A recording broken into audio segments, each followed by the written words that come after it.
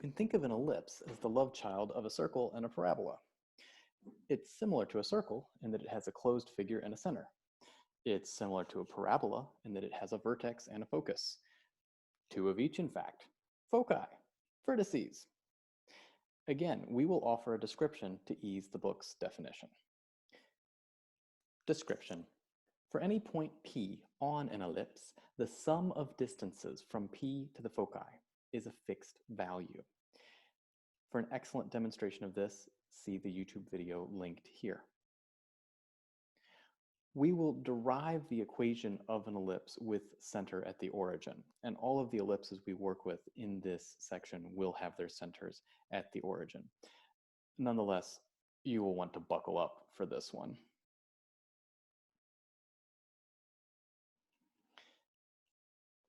First, a figure. The ellipse we are considering has foci at C0 and negative C0. These will then define an ellipse that looks roughly like this. It is important to note that for a point on the ellipse, we'll call this point P, these two lengths are the constant sum of distances of which we speak of. We say that it's a fixed value.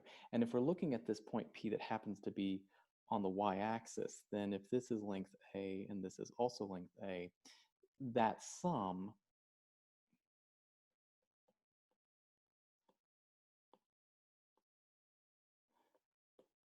is 2A. That will continue to be the case even when we move our point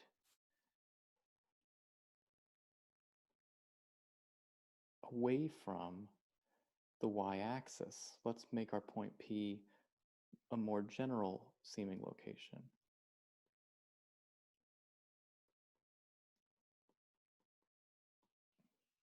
The sum of the distances is still 2A. And we can use that in deriving the equation of the ellipse. Now, this derivation is both intricate and long, so you may wish to run this at double speed or view it in some other fashion. I am not going to walk through it with narration. I'm just going to go.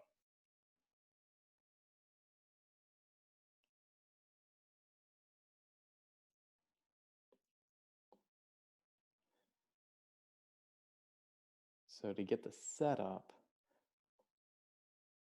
we're going to need to use the distance formula, and we're going to note that that first longer leg is going to be x minus a negative c squared plus y minus 0 squared. And this, when added to the length of the shorter leg to the point P, that would be x minus c squared plus y minus 0 squared, that these combine to give us that 2A value. So the expansion of this involves a double squaring process, and that's what makes it long.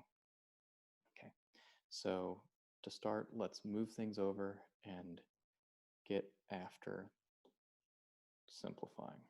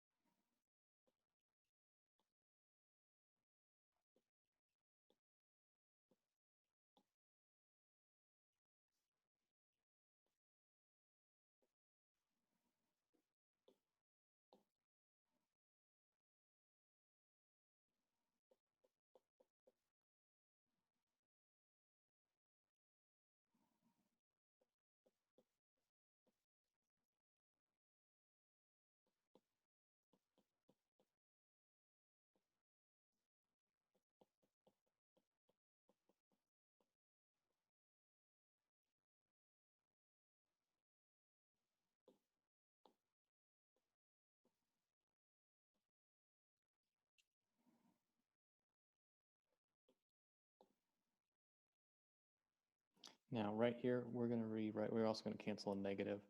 So this will become a squared minus xc equals a root x minus c squared plus y squared. Okay, square both sides again.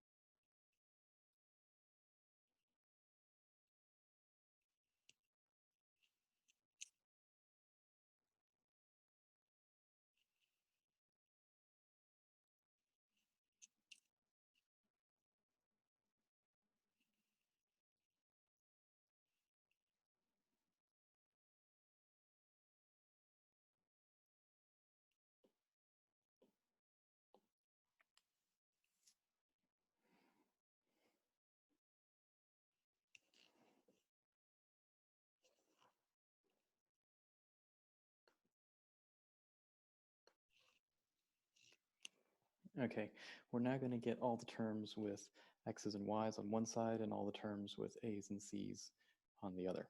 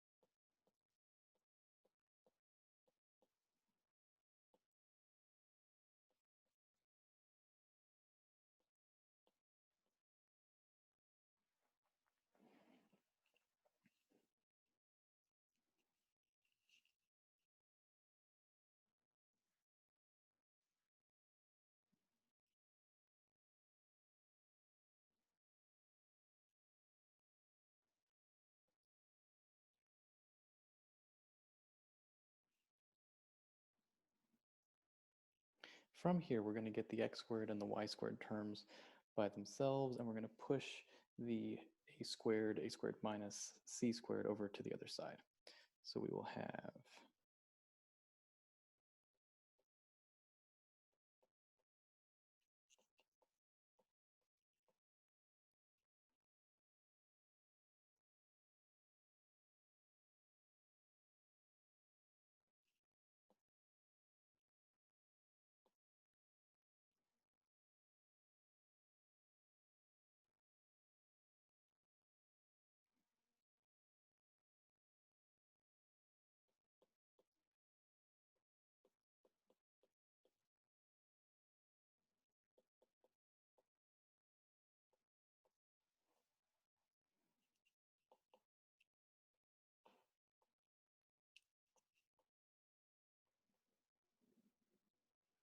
we're now going to divide everything by a squared minus, or a squared times a squared minus c squared.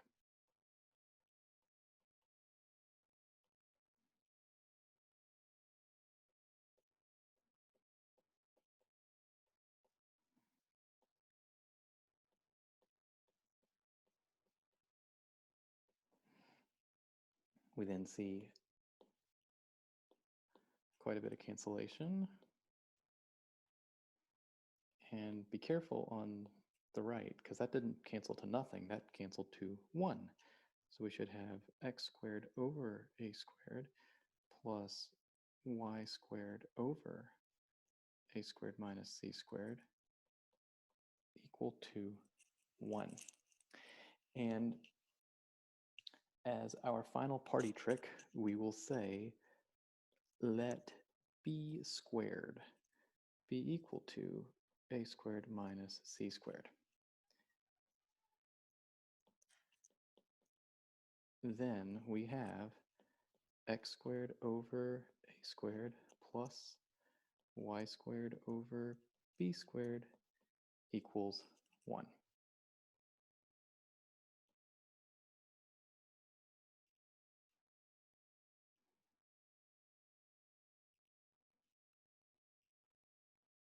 Okay, this is the standard form of the equation of an ellipse. And for the standard form of the equation of an ellipse, remember that the largest value in the denominator will be a squared. Now, it's also important to remember that this was a horizontal ellipse. This was the equation of an ellipse with the center at the origin and a horizontal major axis. A horizontal ellipse has the following properties. First, the equation is as we just derived. Let's sketch out that ellipse again. Here are our foci. They are at negative c0 and c0, and then if we draw in our ellipse, it's roughly that. Something important to note on here is that the vertices land there and there. And those vertices have the values a0 and negative a0, which, if we are thinking about that idea of distances,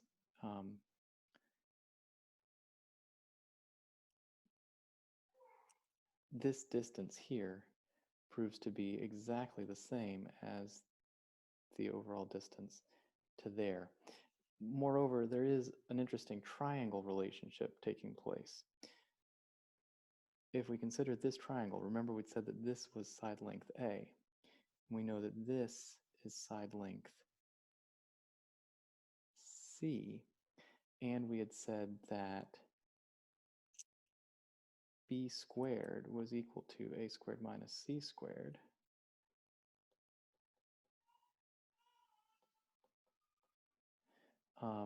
That implies that, based on the Pythagorean theorem, just with a little bit of rearranging, b squared plus c squared is equal to a squared. That means that this side length here is b. So what do you know? B is the minor axis height And actually, the whole minor axis length is twice that. It is 2 of those b values. So this is where we get the idea that our major axis running from here to here has length 2a, and our minor axis running from here to here has length 2b. Again, the foci, which kicked it all off, are at negative c0 and c0.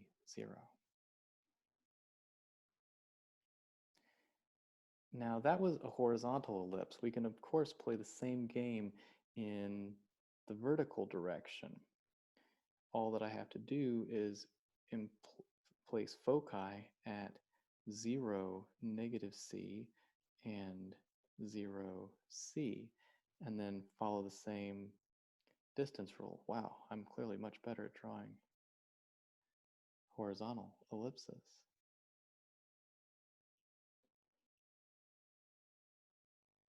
We'll call that one good enough. Vertices again become vertically oriented this time. So we find them here and here at 0a and 0, negative a. The foci we've already mentioned. And this time our major axis is vertical. This overall length is a, and this is a. So we have a 2a vertical axis. And the b value now shows up here, b and b, for a horizontal minor axis length of 2b. Again, note a very important piece. The a squared, which we know is always our biggest value, is now underneath y squared. And that's the tell. If you have a vertical ellipse, your biggest denominator is under y squared. If you have a horizontal ellipse, your biggest value is under x squared. You can use that over and over again. These are your big distinctives when you're distinguishing between horizontal and vertical ellipses. Okay, let's use it. Find the foci of the ellipse 16x squared plus 9y squared equals 144. Well, this isn't in polite form. We're going to have to get this into our standard form before we can use our rules from the sections above. So let's divide everything by 144. So we'll take 16x squared over 144 plus 9y squared over 144, all is equal to 1. And let's simplify. So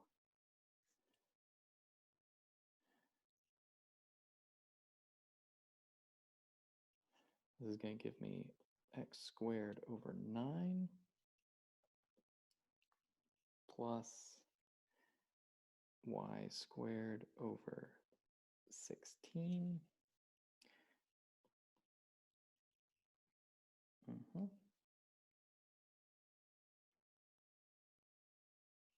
And we can now start naming some letters. Well, what is the biggest value underneath? It's underneath the y. So this must in fact be vertically oriented. Okay, now we were told to find the foci.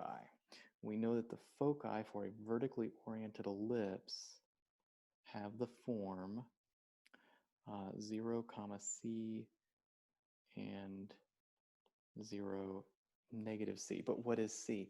Well, let's take a look. B squared equals a squared minus c squared. So we can use, yeah, b squared equals a squared minus c squared. We'll have to use that.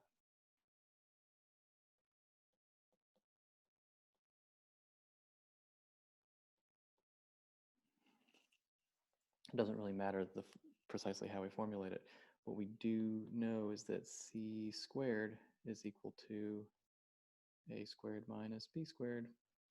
And we can run that really easily.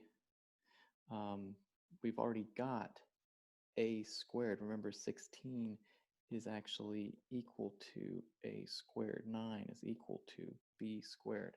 So that means that c squared is 16 minus 9. C squared is 7.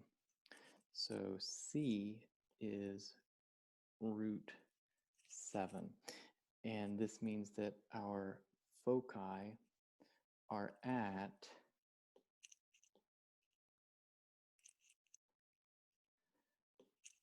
0 root 7 and 0 negative root 7. Make sure that that's a 7 and not a 2. If we want to sketch this ellipse quickly, what we could say, well, root 7 is just a little bit less than 3, so we'll go 1, 2, 3, 1, 2, 3. We have an ellipse that looks something like that. Again, I'm clearly really bad. That's better at sketching these verticals. If we wanted to be more accurate about it, we could also go back and find the B value, find the A value, and use those to pin down our vertices and our minor axis.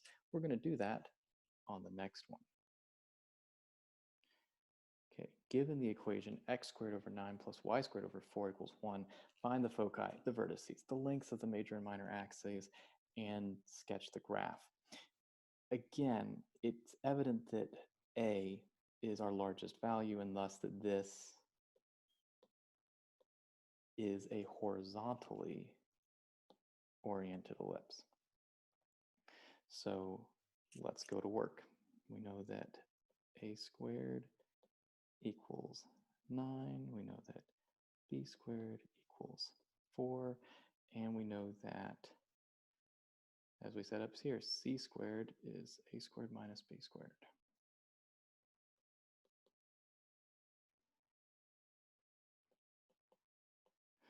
So that's going to give me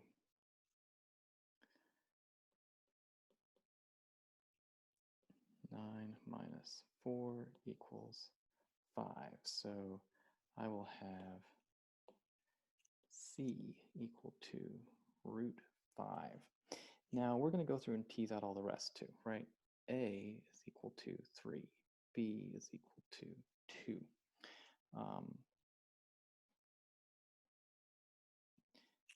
Now root 5 is a little bit bigger than 2. So we go 1, 2, 1, 2. Let's get 3 on there for visibility's sake. 1, 2, 1, 2. Now our B value was 2, and B is the minor axis. Let's remind ourselves of how this works. So C is root 5, a little bit bigger than 2, so we'll drop C in there.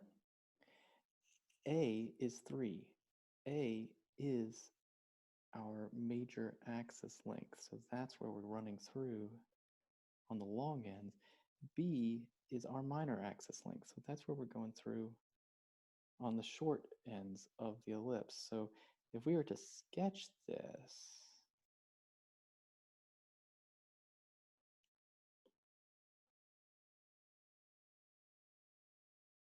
that is a good sketch of this ellipse. Now we were told to find the lengths of the major and minor axes.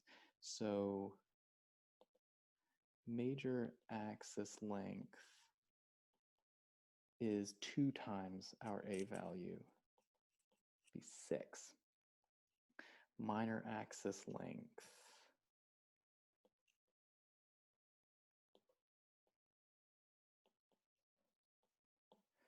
is 2 times our B value, it's 4. Now let's run it in the other direction.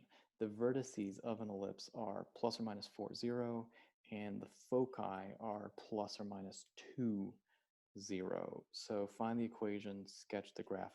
I'm going to sketch the graph and then find the equation because visuals help me anchor.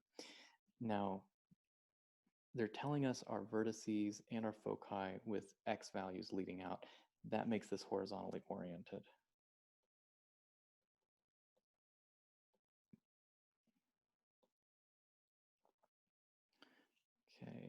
Vertices are at 4. 1, 2, 3, 4.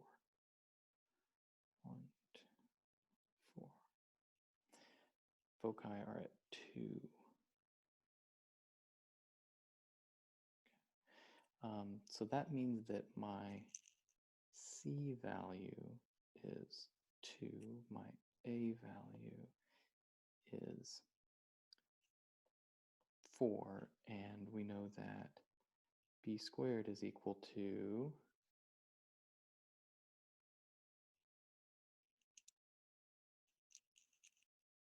A squared minus C squared.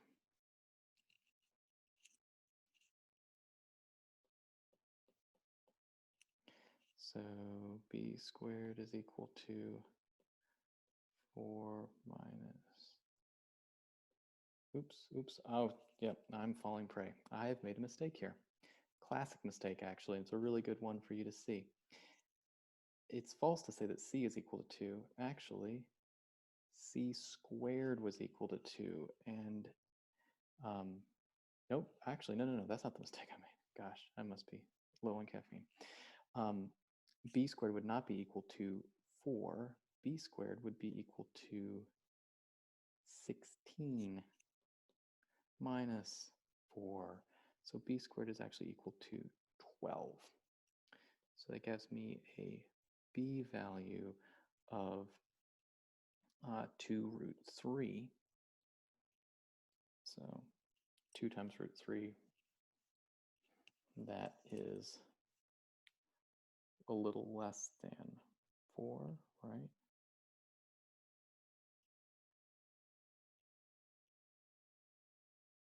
Yep, 3.5 just about.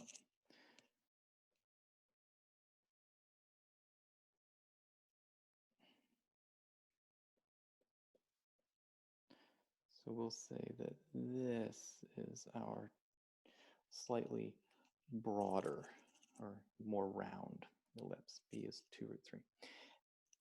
And really, the B squared is what we're going to use the most, because if we're building this, we know that we've got x squared plus y squared. X is going to be over A squared, which would be 16. Y squared is going to be over B squared, which is 12. And collectively, they're equal to 1.